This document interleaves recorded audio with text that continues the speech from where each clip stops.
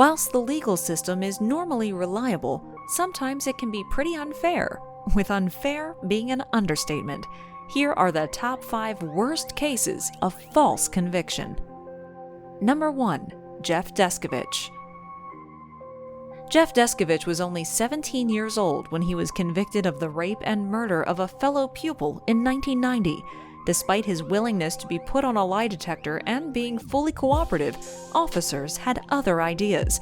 For several hours at a time, police tore into him, giving him hints to private information which he would then later repeat, which made himself appear guilty, all whilst being denied a lawyer. It proved too much for Deskovic, and he admitted to the crimes despite not actually committing them. A semen sample was taken from the victim and was found to not match Deskovic's DNA. However, the theory was given and accepted that the girl had in fact had consensual sex with the owner of the semen and was later raped by Deskovic.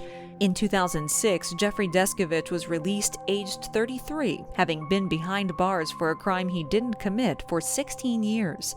His release was due to help from the Innocence Project, a charity that helps overturn false convictions. He has recently been compensated a sum of over $40 million, which he used to gain a college degree and set up a charity in his own honor in order to help people like him. Number 2. Damon A. THIBODEAUX. 23-year-old Damon A. THIBODEAUX confessed to murdering his 14-year-old step-cousin, Crystal Champagne, who was reported missing in mid-July 1996 in New Orleans after failing to return home from the supermarket. After being missing for almost 24 hours, Crystal's body was found near a bridge, where she had been strangled with wire and was suspected to have been raped. THIBODEAUX was interrogated for 9 hours and was even made to take a lie detector test, which police alleged showed signs of mistruth. He finally snapped and confessed. Neither his interrogation or confession were on record. The story was, allegedly, that THIBODEAUX had picked his young step-cousin up and they began to have consensual sex. As she became uncomfortable, Crystal wanted to stop. THIBODEAUX became angry and strangled her with his bare hands before turning to wrap the wire around her neck. This was quoted by investigators, however there was still no evidence and no records of confession. No physical evidence existed, as a sweep of his vehicle determined that no fibers matched those of Crystal. Regardless, in 1997, Damon THIBODEAUX was sentenced to death for the murder and rape of Crystal. He spent the next 15 years in solitary confinement, where for 23 hours a day, he was completely alone. Following his release, THIBODEAUX moved to Minnesota and began working at Fredrickson and Byron, the law firm which helped to exonerate him. He is also a spokesperson for wrongful conviction reform. Number 3. Timothy Cole. In 1985, 25-year-old Timothy Cole was attending Texas Tech University when he was accused of the rape of fellow student Michelle Mallon. Michelle had been approached by a male shortly after she parked her car at the college and was attacked and forced back into her car, where she was sexually assaulted. The only factor that tied Cole to the offense was that he worked in the same vicinity.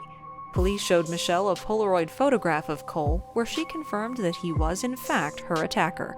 Despite no physical evidence and several witnesses claiming that Cole was studying in his apartment at the time, he was arrested and convicted of rape, and a judge sentenced him to 25 years in prison. While inside, Cole was offered parole if he would confess to the rape, but he refused to accept guilt. In 2007, Jerry Wayne Johnson, a fellow inmate who had been locked up for 2 other rapes in '85, admitted to being the actual rapist. However, nothing could be done because the statute of limitations had expired. Cole died in prison 8 years prior to the confession due to asthmatic complications and became the first person in Texas history to be granted a pardon posthumously.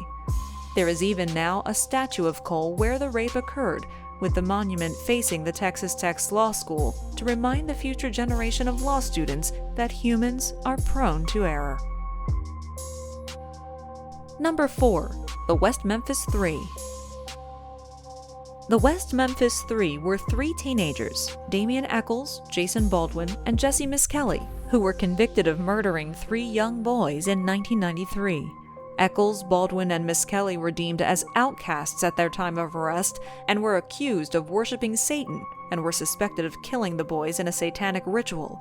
There was no evidence at all linking the three young men to the brutal murders. However, an unexpected confession from Miss Kelly, which implicated them all, found the three teens guilty. Although Miss Kelly claims the police interrogated him for over 12 hours and he was afraid of them, so he told them what he thought they wanted to hear. In 1994, both Miss Kelly and Baldwin were sentenced to life imprisonment, and Eccles was sentenced to death. It was only recently, in 2011, that the three teens, now men, were freed after serving over 18 years due to new forensic evidence which showed that the West Memphis Three did not commit the murders. The men have garnered celebrity support, and documentaries have been released in order to build up a fund to help with their legal fees. To this day, not much is known about the daily life of Miss Kelly, but Eccles is a nationally reclaimed artist, and Baldwin went on to produce a movie about the case titled Devil's Knot. Number 5. Darryl Pinkins. A man by the name of Darryl Pinkins was convicted of the gang rape of a 27-year-old woman in the winter of 1989 in Gary, Indiana. The incident was spawned by a car crash where the woman in question exited her vehicle to check the damage, only to be jumped by who she believed was Pinkins and 4 others. The 5 men jumped into her car and stole her purse containing $20 and a handgun before sexually assaulting her.